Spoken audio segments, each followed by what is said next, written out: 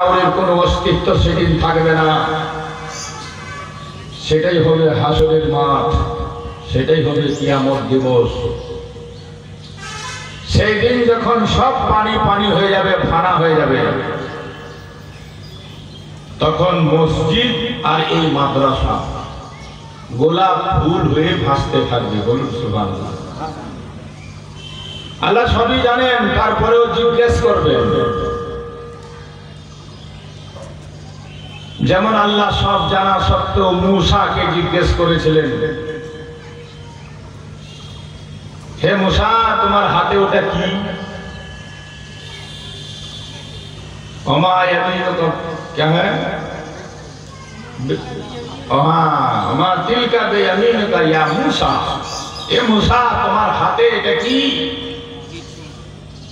যদিও হযরত মূসা আলাইহিস সালাম জানে যে আমার আল্লাহ সব জানে, আর এটা আমাদের পূর্ণ বিশ্বাস যে আল্লাহ সবই জানে, তারপরে আল্লাহ জিজ্ঞেস করছে মূসাকে, তোমার হাতে এটা কি? মূসা বললেন, আমার হাতে এটা আশা লাঠি, এটাতে আমি পাত্তা ঝাড়ি, ছাগলকে খাওয়াই, বকরিকে খাওয়াই, এটাতে সাহারা দিই, ইত্যাদি ইত্যাদি।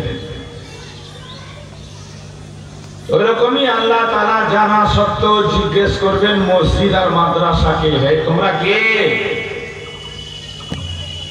সব মিটে গেল, ফানা হয়ে গেল, তোমরা মিটছো না কেন?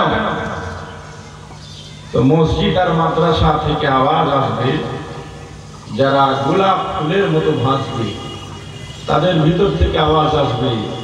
একজন বলবে আমি তোমার ঘর মসজিদ, আর একজন বলবে আমি মাদ্রাসা, নবীর ঘর মাদ্রাসা। তোমরা ফানা হচ্ছ না কেন? ওরা বলবে, হে আল্লাহ, যারা আমাদেরকে গড়েছে, যারা আমাদেরকে তৈরি করেছে, যারা আমাদেরকে বানিয়েছে, যতক্ষণ পর্যন্ত তাদেরকে ছাড় না দেওয়া হয়েছে আমরা ফানা হব না। বলুন সুবহানাল্লাহ।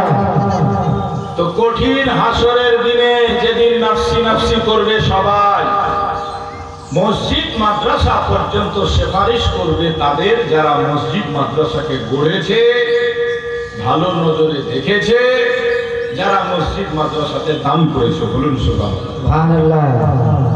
এই জন্য আপনাদেরকে বলবো যে এই দুটো ঘর মসজিদ আর মাদ্রাসা বর্তমানে যারাই ভালোবাসবেন, যারাই গড়বেন, যারা এদেরকে নিয়ে ভালো চিন্তাধারা করবেন, তাদের পরিণামটা খুব ভালো হবে। হাসরের ময়দানে আপনারা আরাম পাবেন, কিয়ামতে আপনারা শান্তি পাবেন। আল্লাহ পাক আমাদের সকলকে মসজিদ আর মাদ্রাসাকে ভালোবাসার তৌফিক দান করেন। সকল বলুন আল্লাহুম্মা আমিন। আর এখন তো ভারতবর্ষের যে পরিস্থিতি, এই পরিস্থিতিতে বাচ্চাকে নিয়ে মসজিদে হাজির হওয়া দরকার।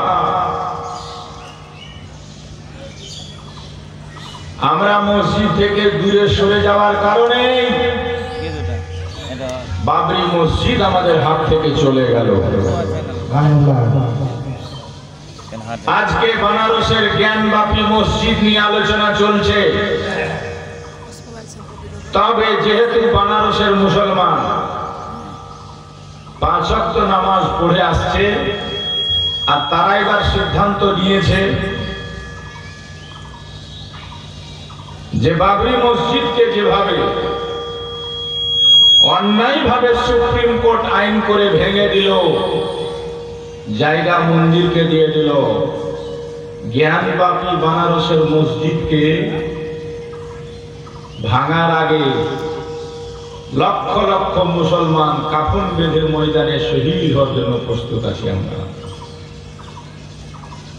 তোমরা বাবরি মসজিদ ভেঙে দিলে আমরা সবুর করলাম, জ্ঞানবাপীতে হাত দিলে সবুর করব না, জীবন দিয়ে দিব, আওলাদ দিয়ে দিব, খোদার রাহে শহীদ হয়ে যাব, মসজিদ ছাড়ব না। বলুন সুবহানাল্লাহ।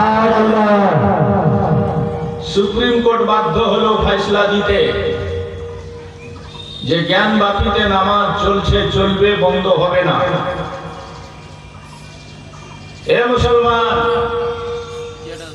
আমরা যদি আজও বুঝে নিই মসজিদের কদর আমরা যদি করি, মাদ্রাসার মর্যাদা আমরাই যদি দিতে লাগি, তাহলে পৃথিবীর কোন শক্তি আমাদের মসজিদে তালা বন্ধ করতে পারবে না,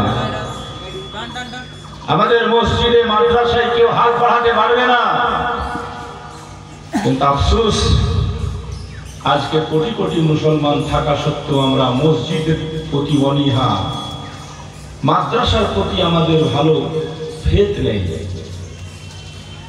যার ফলে যার মুখে যেটা আসছে সেটা বলে দিচ্ছে মন্তব্য করে মসজিদ মাদ্রাসার ব্যাপারে। এবারে সামান্য জায়গা মসজিদটা নয়। হযরত আলী শেরে খোরা বলেন,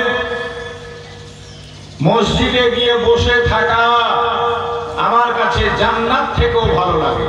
সুবহানাল্লাহ। রহমতের জায়গা মসজিদ, শান্তির জায়গা মসজিদ। এই জন্য দেখবেন মানুষকে মসজিদে যাওয়ার পর ঘুম লাগে, যেহেতু খুব শান্তির জায়গা। যেমন আপনি প্রচন্ড গরমে যদি গরম থেকে বাড়িতে আসেন, একটু ফ্যান চালালে আরাম হয়, ভালো লাগে। আবার যদি বাড়িতে এসি থাকে, এসি চালিয়ে দিলেন তো আরো আরাম লাগে, তাড়াতাড়ি ঘুম ধরে। মসজিদ হচ্ছে এরকম আল্লাহর রহমত নাজিল হওয়ার জায়গা, যে ওখানে গেলে অটোমেটিক মানুষের শান্তির ঘুম ধরে, যেহেতু এটা শান্তির জায়গা। বলার উদ্দেশ্য, মসজিদকে আবাদ করতে শিখুন, মসজিদকে আবাদ করুন, এতেই আমাদের কল্যাণ আছে।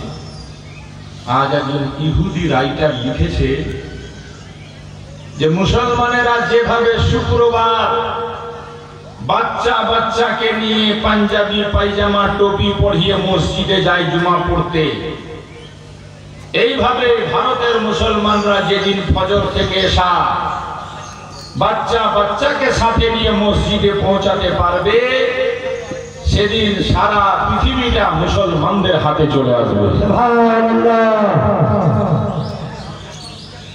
আজ আমরা মার খাচ্ছি মসজিদে না যাওয়ার কারণে।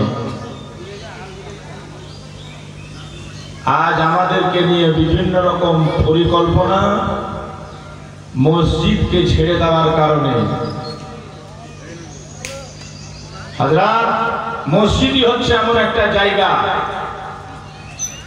সমস্ত ভেদাভেদ দূর করে মানুষকে এক করে দেয়। কি গোলাম, কি আকা, কি চাকর, কি মালিক,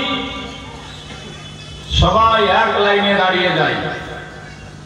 এজন্য তো কবি বলেছে, एक ही सफ में खड़े हो गए महमूद अयास, ना कोई बंदा रहा ना कोई बंदा नवाज। মসজিদ এমন একটা জায়গা যেখানে কোনো ভেদাভেদ নেই, তফাৎ নেই। মুফতি সাহেব পরে গেছেন তো পরে লাইনেই দাঁড়াবেন, জুম্মার দিনে আপনি আগে গেছেন তো সামনে লাইনে আপনি থাকবেন। আর খুতবা চালু হয়ে যাওয়ার সময় মৌলানা সাহেব গেলেন, মুফতি সাহেব গেলেন, যেখানে জায়গা পাবেন ওনাকে ওখানেই বসতে হবে। এটাও বলা নিষেধ আছে যে তুমি সর্বনিম্ন আগে, এর নাম মসজিদ। যে আগে গেছে আগে তার স্থান। এটা অন্যদের ধর্মশালা কর্মশালা হবে। জাতি ভেদাভেদ। উড়িষ্যাতে বিশাল বড় একটা মন্দির আছে। আমাদের ভারতের রাষ্ট্রপতি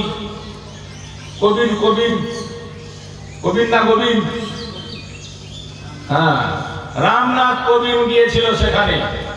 তো যেহেতু উনি হচ্ছেন শিডিউল কাস্ট, ছোট্ট কাস্টের লোক, সেহেতু তাকে মন্দিরের বাইরে বসিয়ে রাখা হয়েছিল, ভিতরে ঢুকতে দেয়নি পণ্ডিতরা। হোক না কেন সে ভারতের রাষ্ট্রপতি, কিন্তু জাতটা ছোট জাত, এই জন্য তাকে মন্দিরের ভিতরে ঢুকতে দেওয়া হয়নি। তো হযরত বলার উদ্দেশ্য, অন্যদের ওখানে জাতি ভেদাভেদ আছে, আমাদের মুসলমানের ইবাদত গা মসজিদে মুসলমান যদি মেথরও হয়, মুসলমান যদি চামারও হয়, চামার মুসলমান হতে পারেন, মুচির কাজ যারা করে, মুসলমান যদি নাপিত হয়, মুসলমান যদি ছোট জাতীয় হয়,